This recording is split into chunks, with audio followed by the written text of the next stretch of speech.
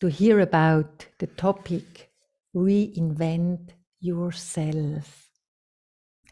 How can we get the change in ourselves when all around is changing all the time? How can we find peace when the given circumstances are not at all peaceful? So, Moira, I hand over to you, and we are very happy to hear about your sharings. Om Shanti. Thank you, Ursula. Thank you so much. Thanks for this invitation and the chance to come back to Switzerland. I went to Switzerland many years ago. I went skiing there, which was fabulous and so lovely to be with you all. And yes, as you were reading a little introduction, I was thinking that that trip was the biggest reinvention, or I would say rebirth, that I went through myself. And this topic of reinventing the self is very dear to me because I think it's a continuous process.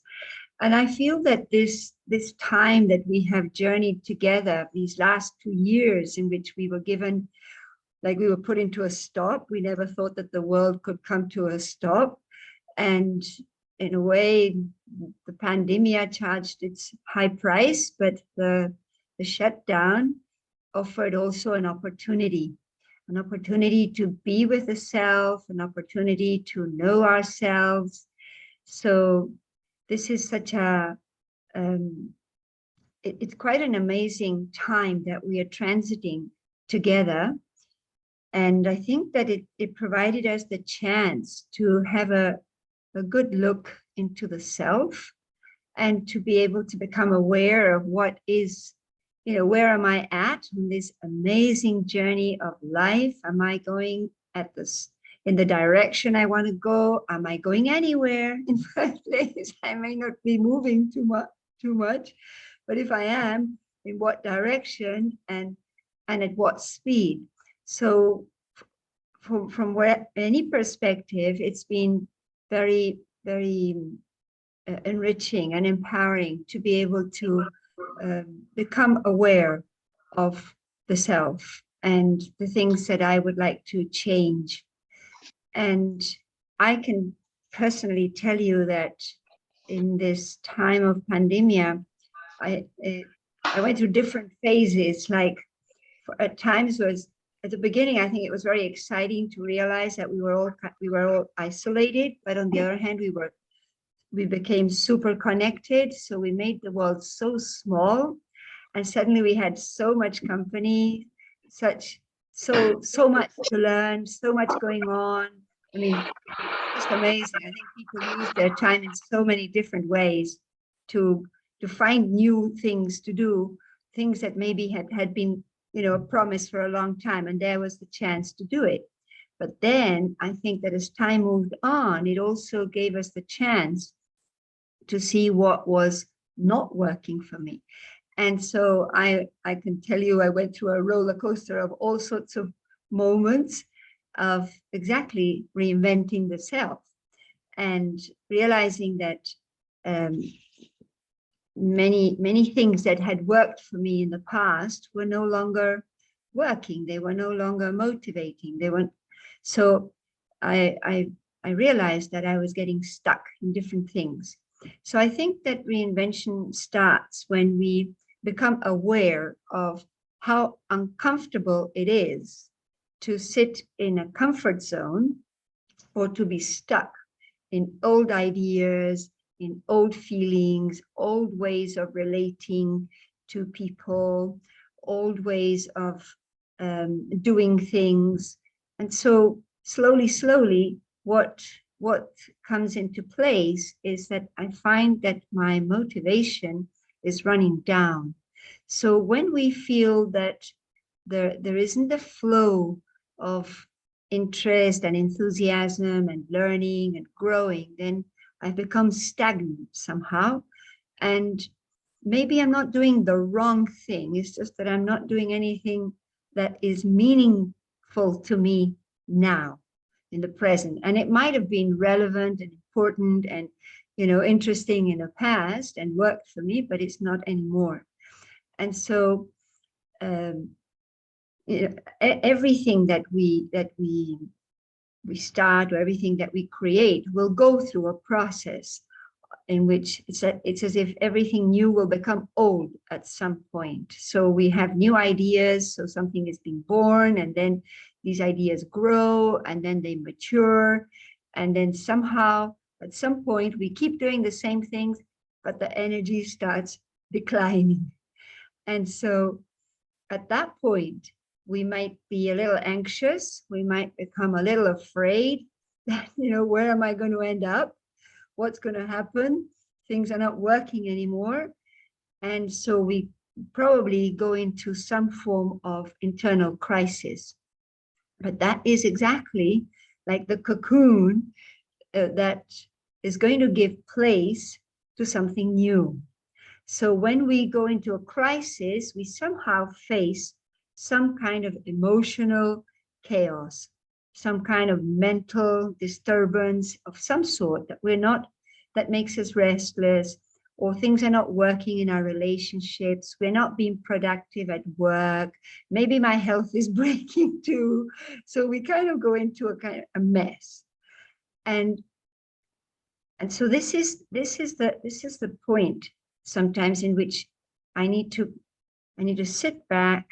I need to think deeply, what is going on? And this requires like deep observation. It's like silent introspection. And this is where, if you have a practice of meditation or some kind of contemplation, will help, because this is where I can kind of pause for a moment and become an observer that says, what is going on within. And I think that this time that we have had has in a way exposed us to this kind of observation in which we have to, in a way, face the self. And reinvention is about taking new risks and taking new decisions, and also letting go. But I need to become very aware of where it is that I'm standing, because that's going to be my starting point. And I can only then see in what direction I will go when I'm clear not only where I'm standing, but what it is that I want. And so when I ask myself these questions, I need time and I need space. I mean, inner space. Of course, if you can go to a nice place, you want to sit in a park, that's also very good. But it's inner space, which means I need to, declutter my mind so that I'm able to observe. And an observation might take, a few days for me to gain some clarity. And it's the time it takes for me to, to cool down and not worry, because by the time we take the responsibility of going within and asking myself, what is going on? What is it that I want? Then what is it that I need? And then to further be able to take, steps in that direction, it may be that I need to see things very deeply and really become aware that it is not working for me. Otherwise, we kind of patch it all up and we keep going, pretending that I'm okay, but really this is, how we get tempted to sit back in a comfort zone. And then I lose the flow again. So we have to be a little bit patient, because ego plays some tricks on us and sometimes makes us believe that things are fine, although they are not. When I was on that trip that you were mentioning as my introduction, I was 24. I was very fascinated with traveling around the world, but I reached a point in which I had so many questions. I was so tormented. I wanted to know, what is life all about? I wanted to understand what is happiness. I wanted to understand what is true love. And sometimes when we go out on a trip, we think that things are much better, outside at least of your country. Argentinians think, everything's much better in Europe. So they flock to Spain or to Italy to make a better life there. And so we tend to think that things are better there. But as I traveled, I realized that there's nowhere anything is better, because everything is really happening in the mind. And I came to a point, I was doing a camel trek by the desert near Pakistan in the northwest of India. And my mind was in such a mess. I realized I had to stop. I didn't know anything about the Brahma Kumaris those days. I was just a seeker, a traveler. But and during my trip, I kept kind of telling myself, oh, traveling is real fun. And then kept meeting all these wonderful seekers and travelers on the road. So I was entertained, but I was not happy. And that was a very interesting distinction that I discovered, that one thing is to be entertained and excited about things happening, but quite different from being happy. And I looked at people's eyes and I kept telling myself, we're all excited, but we're not really happy. And so it took me, when we returned from the desert in a city called Jodhpur, I thought I have to stop. Traveling is not making it for me anymore. So it became so uncomfortable to be so unhappy. So I asked someone, where in India, actually I was in a very cheap hotel in front of a railway station. And I looked out of the window and I saw a man on the street, and I said, I'm going to ask him where in India I can rest my mind. And so when I walked down, and I told myself, whatever he says, I'll do it. He could have sent me to the moon, but luckily he sent me to Mount Abu. And so he said, you want to rest your mind? And I said, yes. So he said, then go to Mount Abu.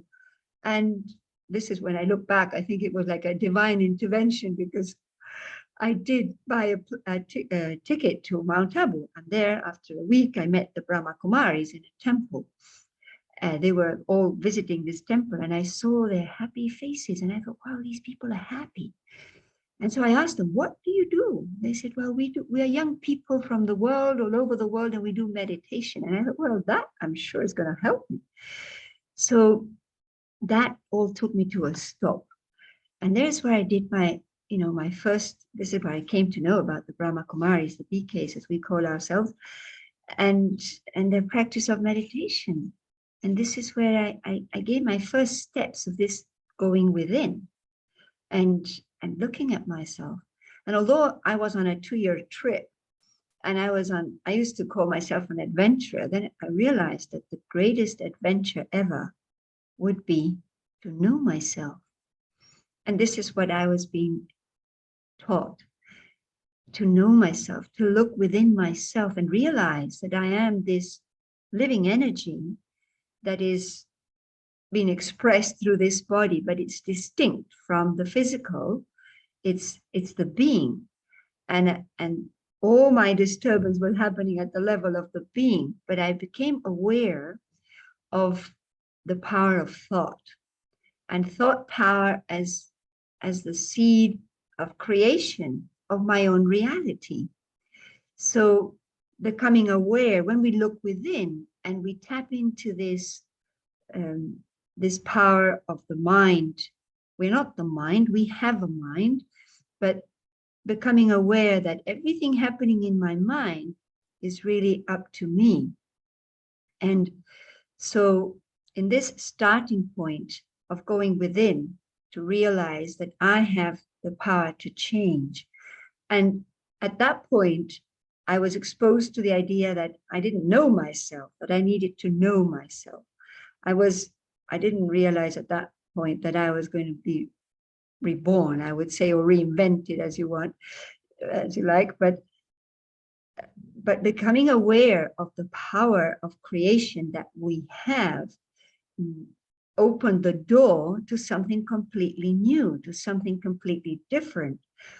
And reinventing the self is has this starting point to become aware that it will all depend on me and it's my choice.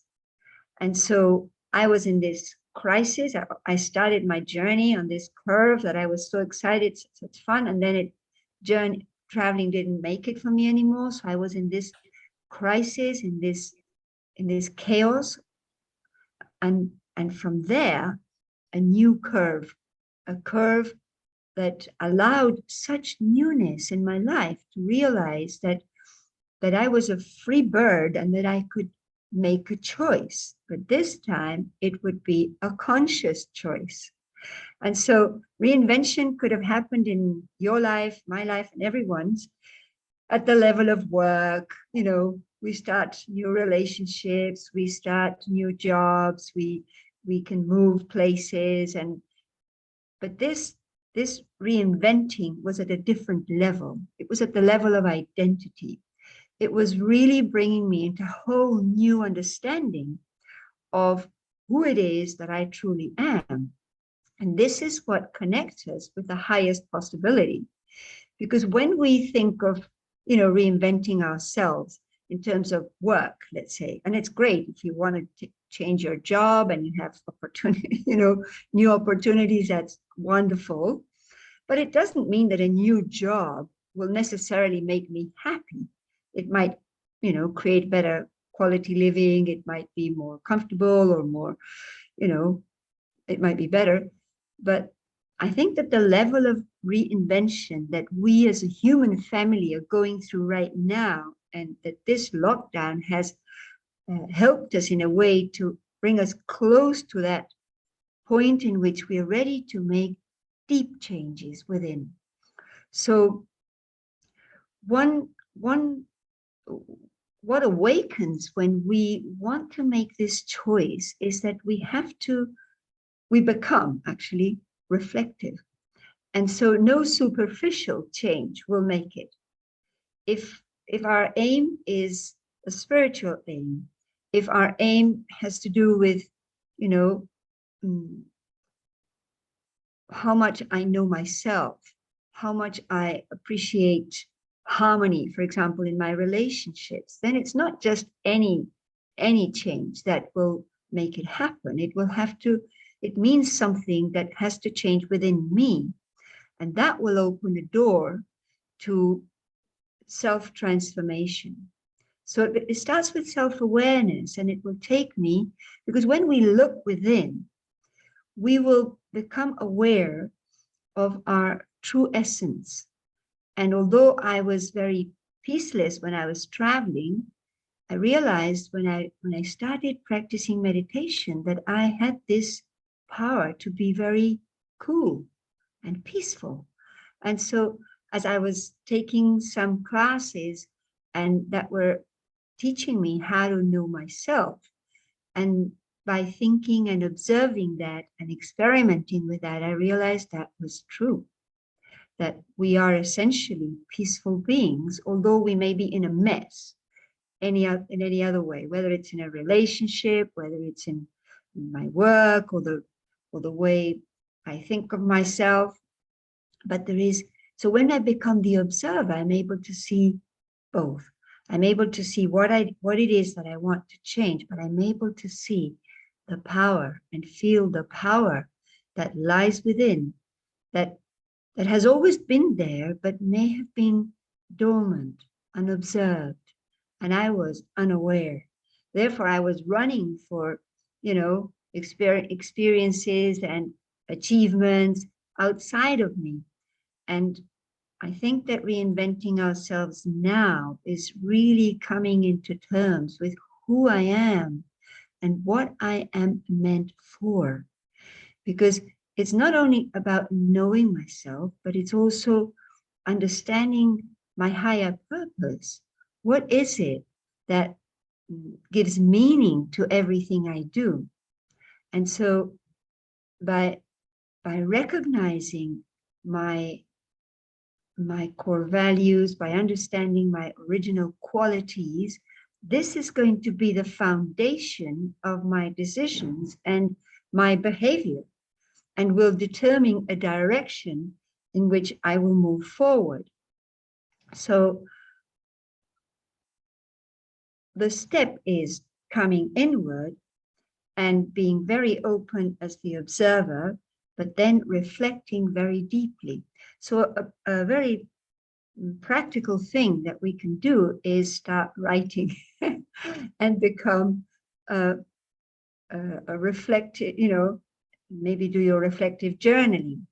And journaling will allow us to, capture whatever we are observing. And so it gives us this dynamic and space to be able, some people write things that they will never read again. Some people write and capture deep observations. And what are we observing now? We're observing the mind. We're observing the quality of my thinking. We're observing, what are the patterns that are holding me back? Because one thing, I love this, it's a metaphor to think that this, I am I'm thinking in Spanish now, I am the constant flow of meaning. Life is, and we are the living being.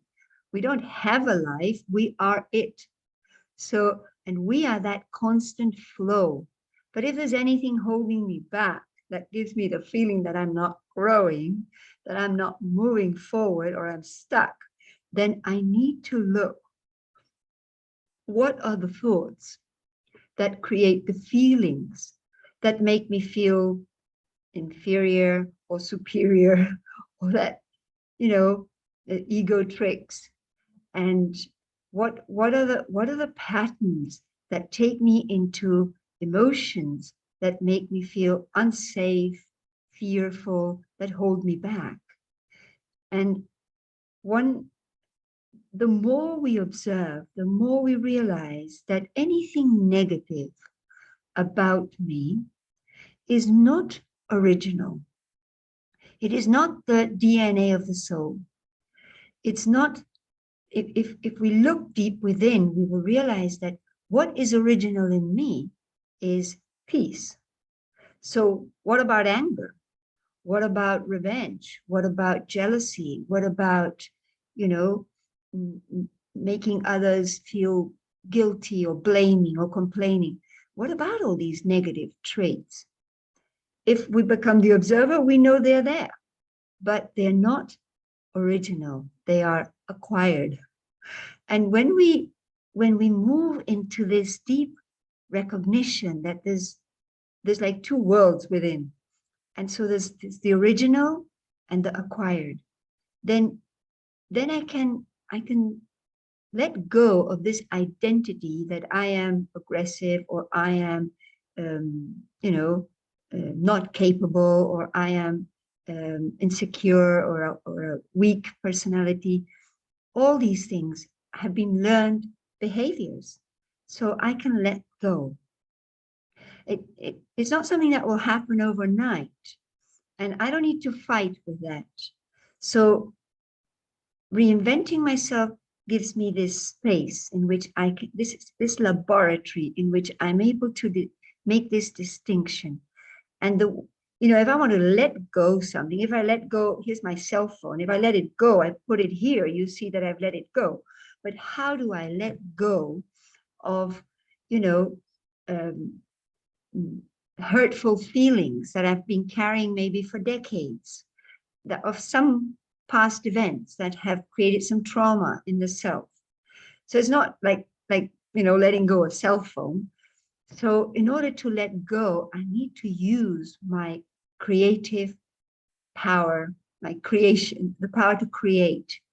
So I need to work on my original qualities that will take me to a different experience. So if I now start working on an identity based on peace, that I can remain cool in situations that normally would provoke me, and then I can become more responsive rather than reactive, then I'm leaving behind those behaviors that made me feel unsafe, that made me feel possessive.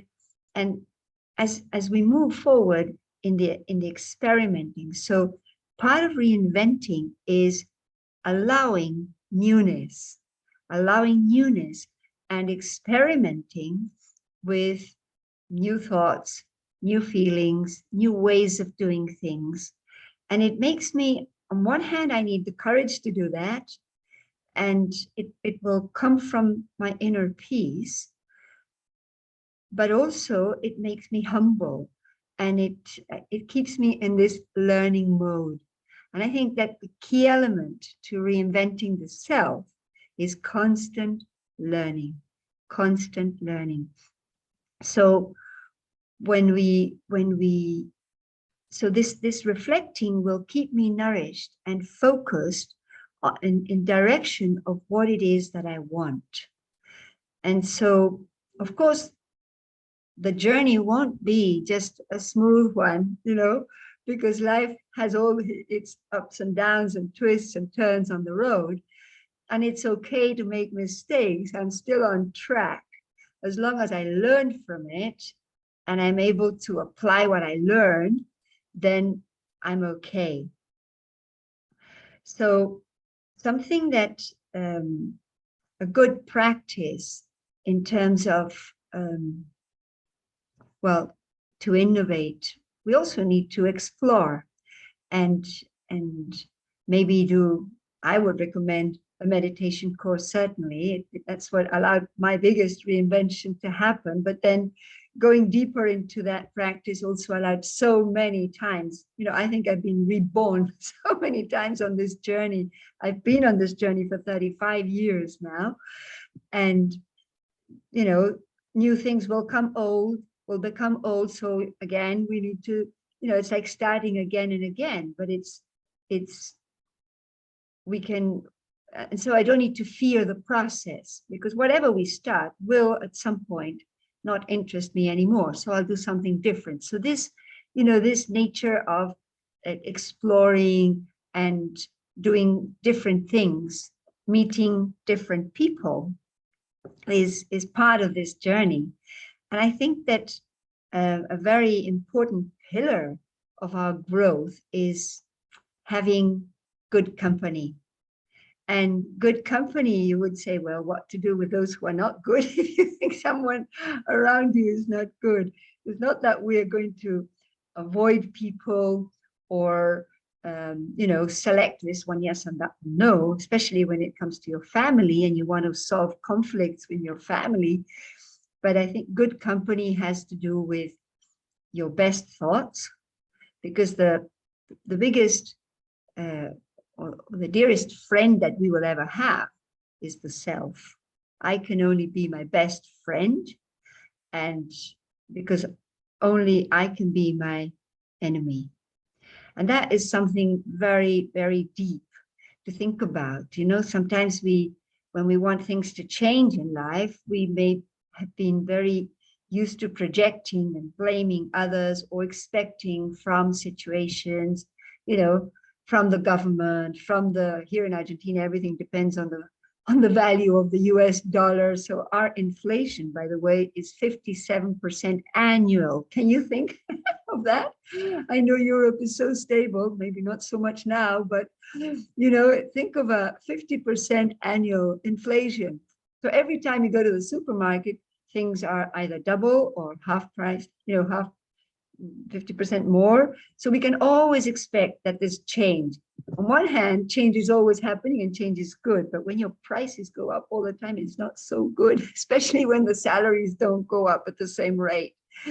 But anyway, so people here would expect things, they're expecting the dollar to stabilize, so the peso stabilizes, and they're expecting the government to change and it's always expecting it from the outside. But when we come into this space of observation, we realize that it really depends on me. So it depends on the quality of thoughts that I think. And it depends, because what if now we think of something think of someone whom you love, think of someone who is very dear to you. And now observe the feelings that have come to your mind, in your heart. And so what kind of feelings?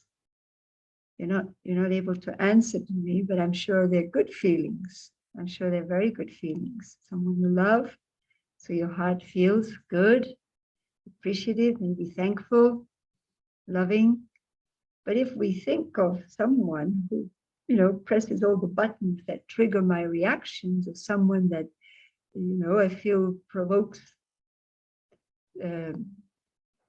uncomfortable situations, if we now bring that one into my mind, then how do I feel? And maybe I feel uncomfortable. Maybe I feel tense. Maybe I feel angry. So if you're thinking about it, don't think about it anymore. What we want to do now is just realize, what connection is there between my thoughts and my feelings? Is there a connection? And so when we think good, we feel good. When we think of something negative, because there might be people that are provocative or whose behavior creates tension, but it's not that they're bad, actually. But depends on what I think about them, then how do I feel? So this brings us to this equation, which is so liberating to realize that how I feel depends on what I think. And this is where I get this key of self-control again. So nothing about my life is really in hands of anything out there or anyone. And when I don't feel good because things are happening, my observation can also bring me to the recognition that it's not that which is happening there that makes me feel like this, but it is what I think about that creates the feeling. So from whatever angle I look at it, I can come back to realizing that it all starts with my thought. What thoughts I create will create my reality, my destiny, the direction I go in. So regaining the space of reflection, and then regaining this observation of my mind, and then company. The company that what gives me my life experience is my own mind, what I'm thinking. But also, when it comes to good company, we can also think of those people who are inspiring. Maybe I have role models that, embody the qualities that I want. What is it that I want to experience? And it's about, maybe I want inner stability. Maybe I want to harmonize a relationship. Maybe I need self-respect. Maybe I need, to empower my self-esteem. And maybe I need courage. So whatever it is, we're not looking at reinventing work or even a health program, because even for that, I need qualities. So this is the reinventing that I'm talking about the level of, the vision that I hold of myself, and therefore how that will determine my decisions. And so good company could, maybe we need to talk to different people who think different. And sometimes we need to talk to people who think similar, where I will feel understood and I will feel their empathy. So sharing what we want, sharing what I need, sharing my learnings is definitely part of my journey out of a comfort zone, out and into whatever I'm creating for myself. And so my goals and objectives. So this is a very important aspect, but the main aspect of company, and this is what I would say I got the most help from, is the company that comes from the divine. So what I learned in terms of going back home into myself to become the observer took me further to understanding that there is another level of consciousness, and that I needed to reconnect to my source, to the divine source. And just as the sun is the source for the plants, for a flower to blossom, for a seed to sprout, in the same way, God's love or the divine, however you understand it, his energy, when it touches the soul, it awakens that deep, dormant memory of who I truly am. So for me, that has been crucial on my journey to understand that I can do so much, but I need a lot of power to transform my negative habits. So allowing this flow of energy that comes from the connection, the relationship between either human soul and the divine or the supreme being, and allowing that flow that will free me from illusions of who I thought I was, but I'm not really, but also allowing the awakening to who I really am. And I think this is the biggest reinvention in our existence, to awaken deeply, deeply to who I really am. And then understanding what I'm here for will be a result of, who I am.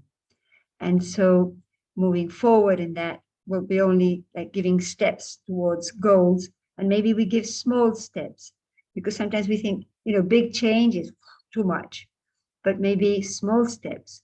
But I have a vision. I hold a vision, and I can aspire something unlimited in life, not just little achievements, but higher attainments.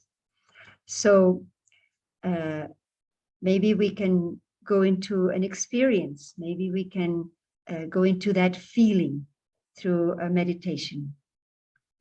So I'd like to invite you to sit comfortably and relax your body and take a deep breath and bring your attention inward to your inner world, to a sacred space behind the eyes.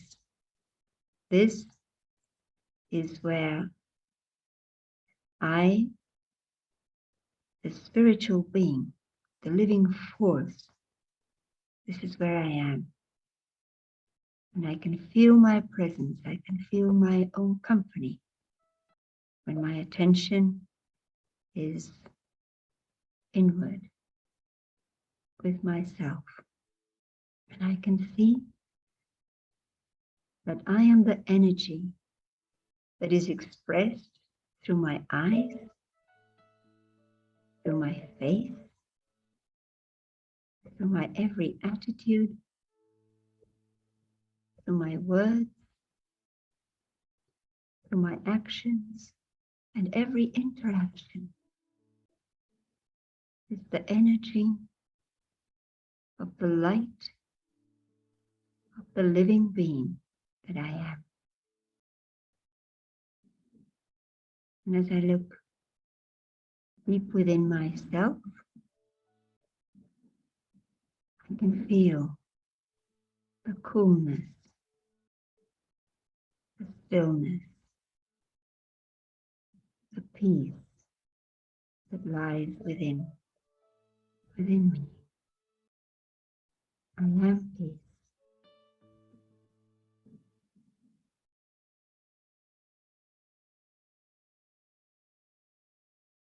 And I become aware of the feeling of the peaceful being, unaffected,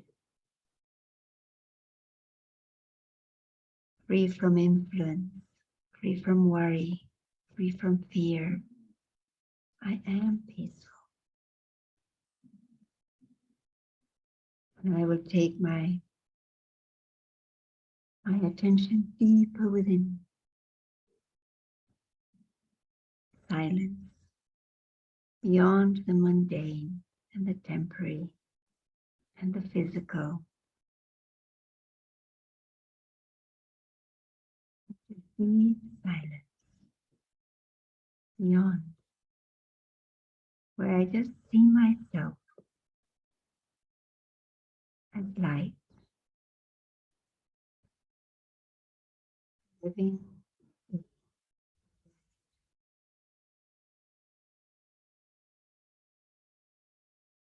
immersed in deep peace.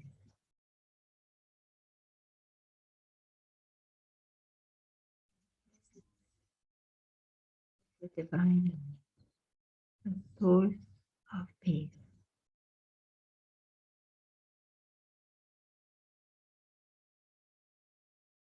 Receive the vibrations of unlimited peace coming from the source.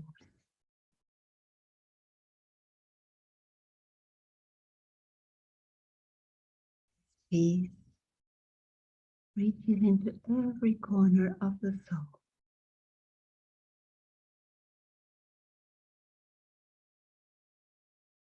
I experience vibrations of pure, unconditional love.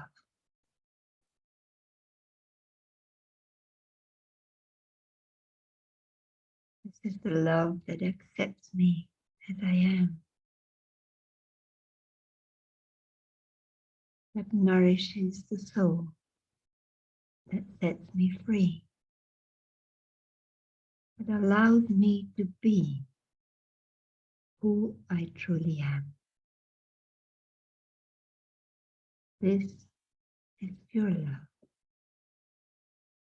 God's love, spiritual love.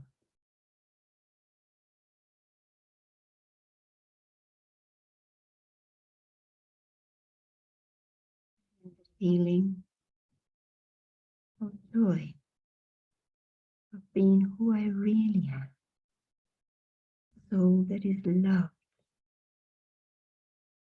unconditionally, accepted truly.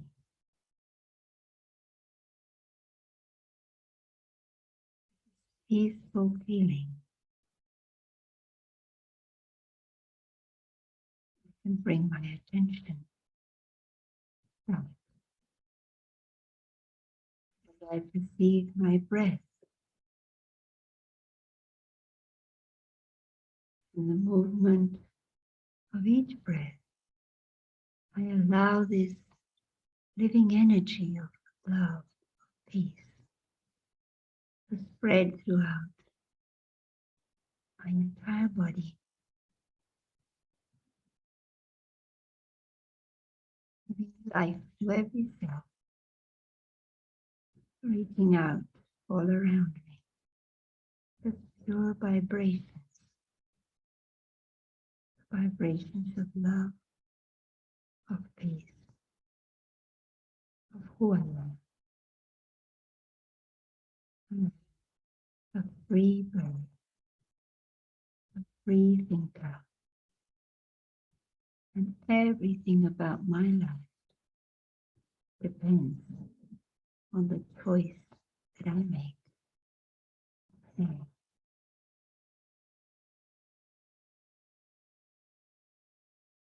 Om Shanti, and Om means I am, and Shanti means peace. So thank you very much, and Om Shanti. Thank you very much, Moira, for this experience. When we experience our true self and this inner calmness and peace, then it's much easier to look at the things I still want to change. No, I have to change. And I have a question for you.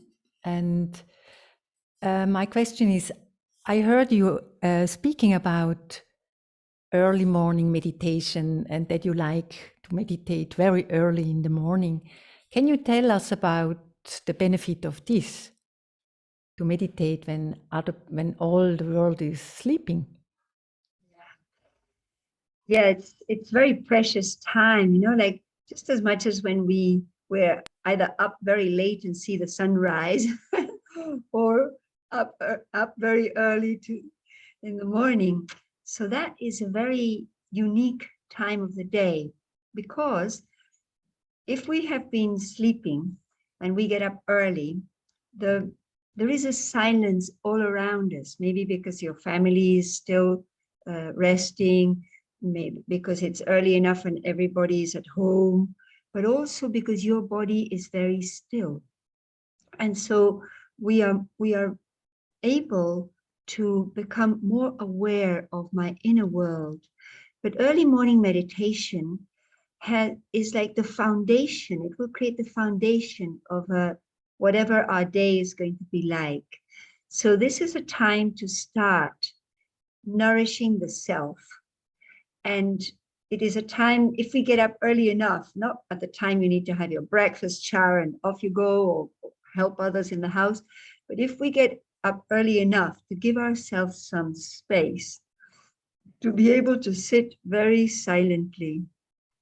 The first need, if you were to take a bit, if you're waking up a child and you want to feed it immediately, he's not interested. If you want him to play, he's not interested. What does he need first?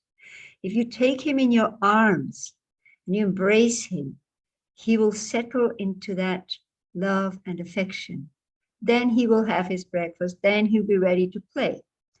Same way, for us, our basic need is we need to feel loved.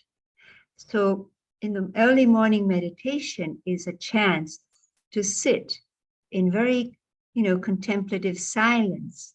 And so what would we do? We would practice coming within, observing the self, observing my own quality of peace, to realize every day, recognize I am a peaceful, I am a loving soul every day.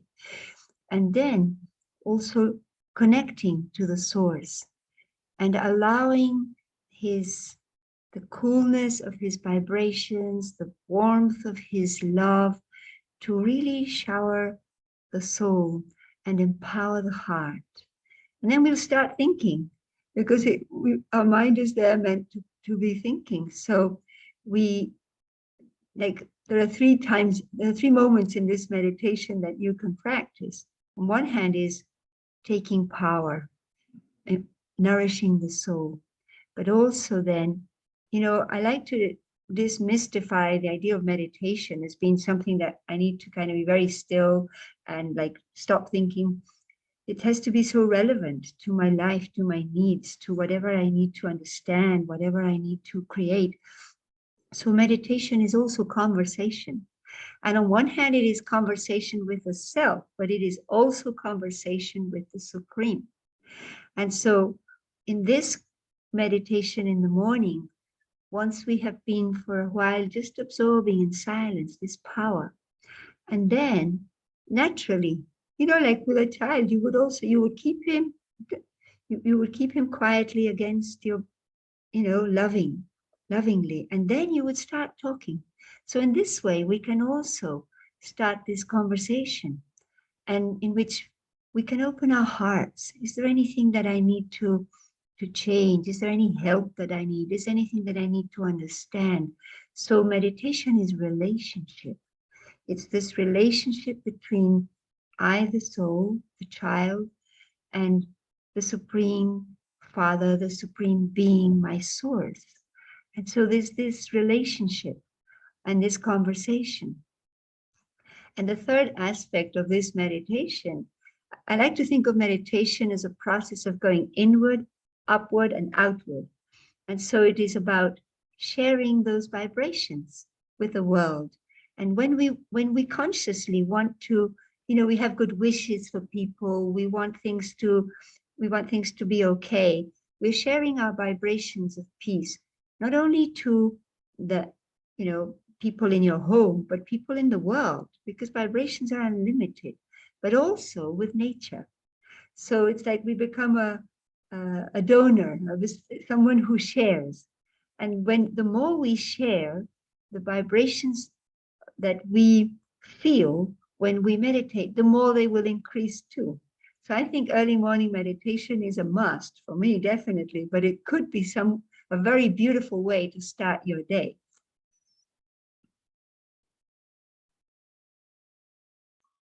Thank you for your explanation.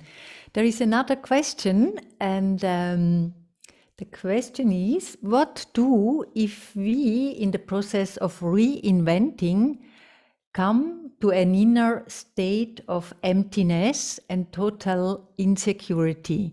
How to overcome that practically? Well, I think that sometimes it's not easy. And I think that finding someone to talk to about this and sharing your feelings and maybe, asking for advice.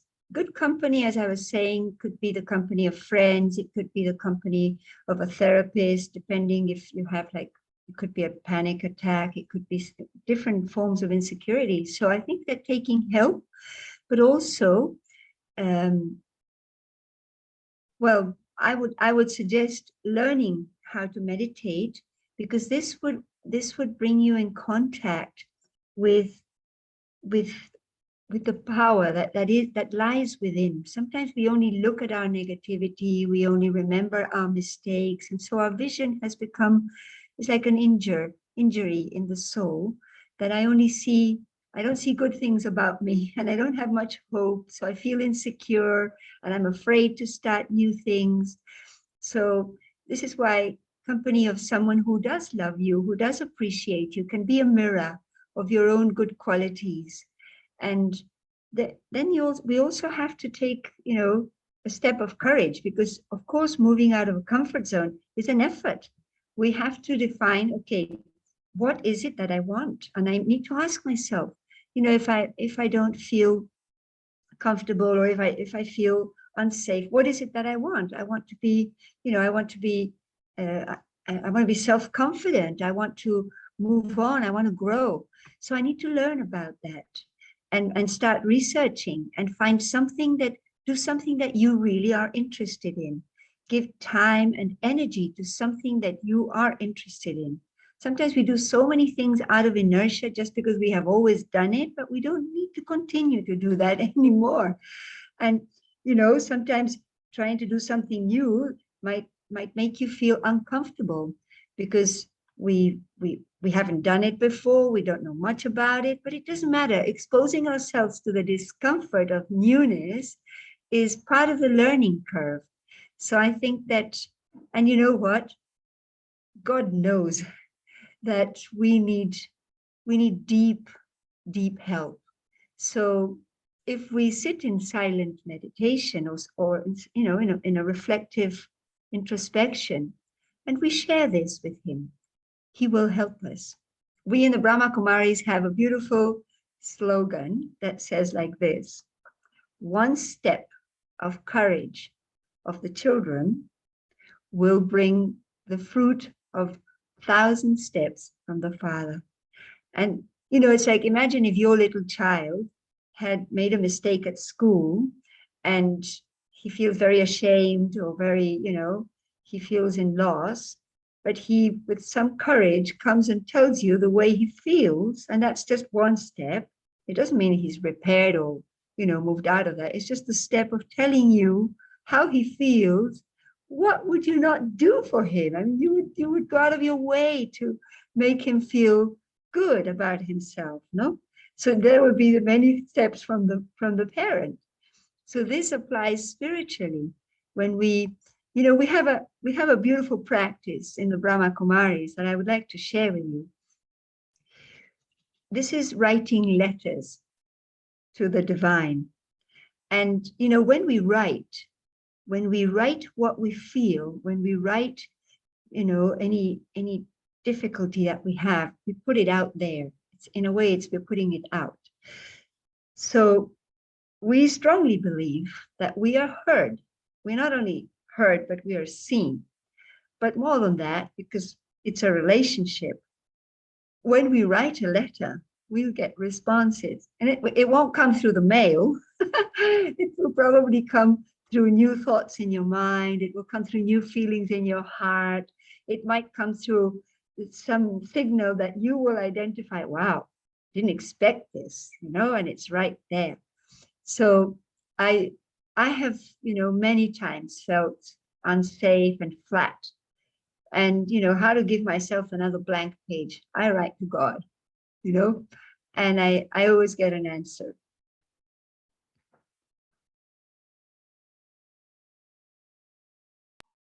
Thank you.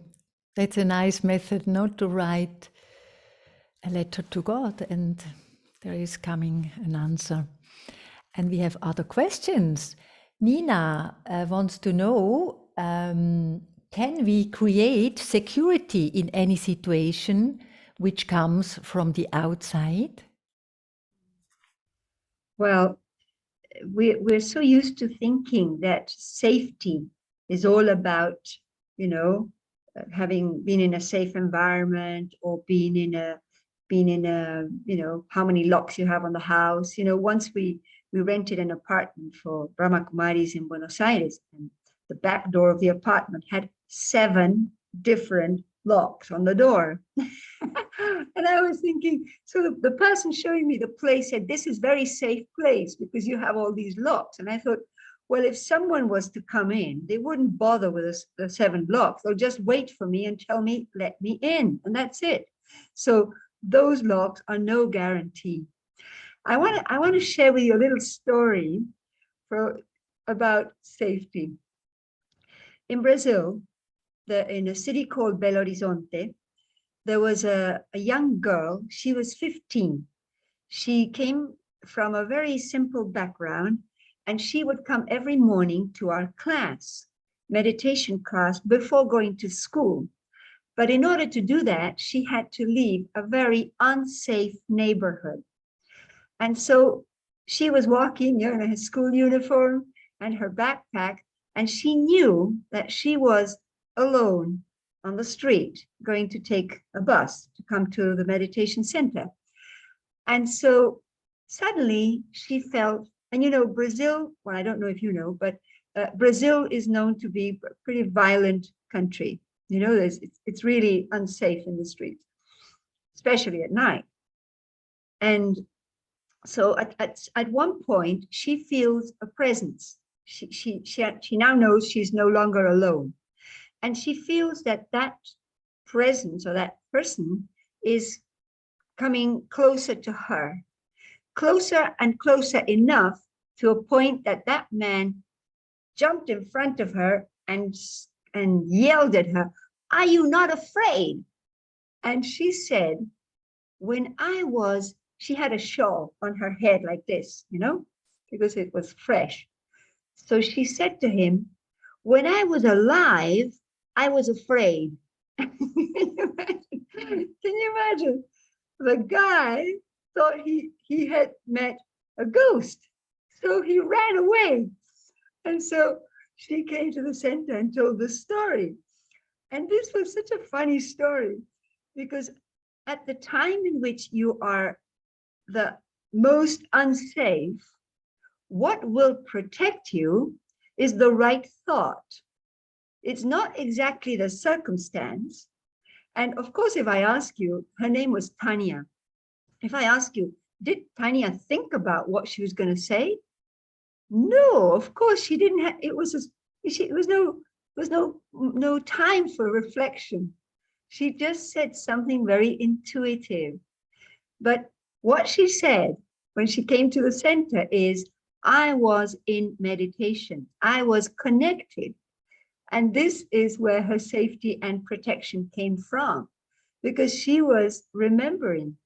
Meditation, you can call it remembrance of who I am, remembrance of who I belong to, And so she felt that those words that came out of her mouth were, just the protection of being connected, because if she had thought for 1 second what she was going to say, she would probably not say it, because it was too ridiculous to say, when I was alive, I was afraid. So he must have thought that he was in front of a living dead or something like this, but it saved her.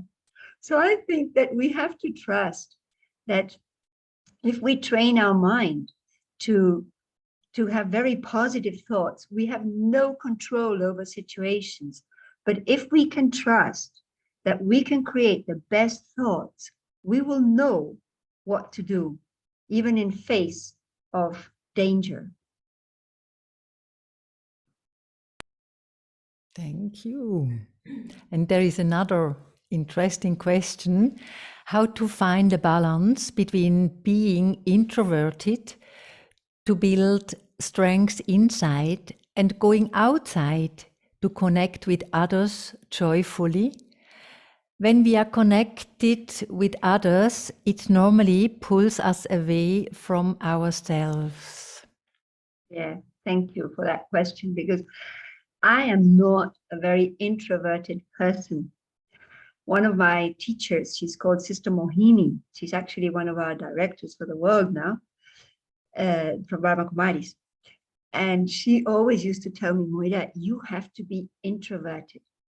And she kept, every time she met me, she said, you have to be introverted. And I have always been a very sociable person and very communicative and very outgoing and so on. And I would tell her, Mohini, but when am I going to become introverted? And she said, it will happen. It will happen. And she always gave me the same answer. And with time, I realized that, if I'm extroverted and I don't go inward, my energy drains away and eventually is depleted, because becoming introverted is becoming a conscious observer and connecting with my inner strength.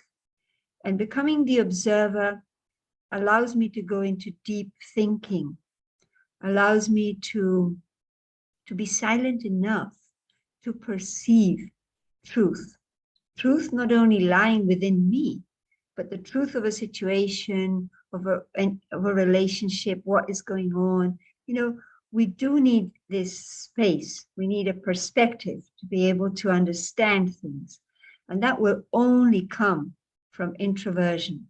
And of course, we need to play. It's like, imagine we are an actor on this world stage, and we're all playing, each one is playing a different part. So we have to come into the scenes and we have to perform and we have to be active, but we need to come back to ourselves again and again. Otherwise we get lost out there. We get lost, and things, if we are exposed out of extrovertedness to everything, we become so influenced, and then we're no longer in control of myself. So this balance really keeps us, it keeps us connected, it keeps us safe, but also it keeps us strong. And we have to express. Life is the constant expression of the self, but we now need to choose what it is that I want to express and how. And that will only come, that choice will only come when I can see the difference from, high level of thinking, or being mundane, or being superficial, or being, So I think it's an amazing balance. I've done a lot of effort to be able to come back to this. And you know what? Something that has helped me has been to be in the company of quiet or more silent people. It reminds me that there is this choice that I can do. Go within. And if we keep the aim, we will get the help.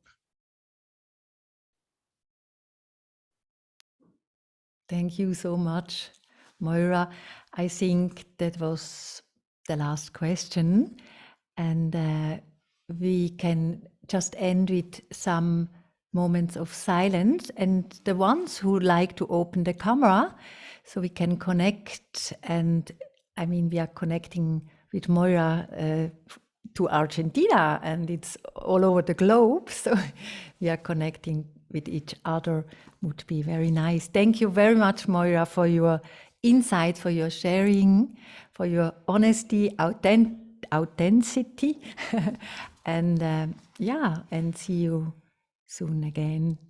Om Shanti. Thank you all.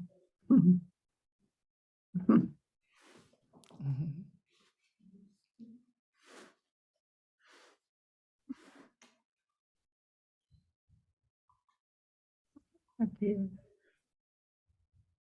Mhm.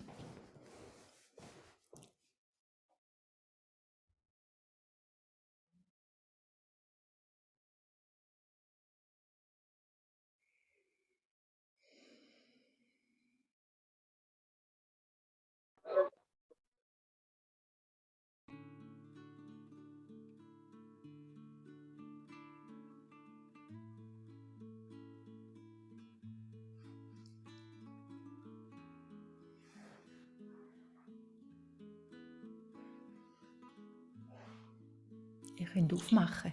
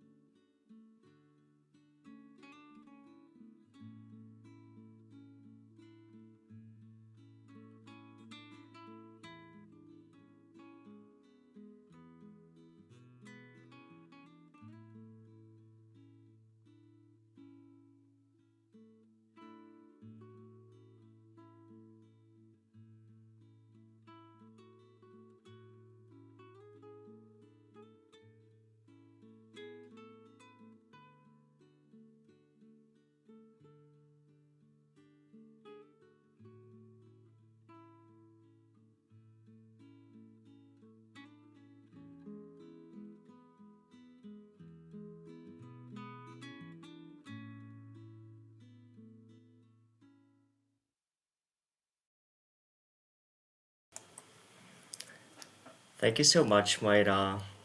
Thanks, Matthias. Thanks everyone for participating. Thank you all.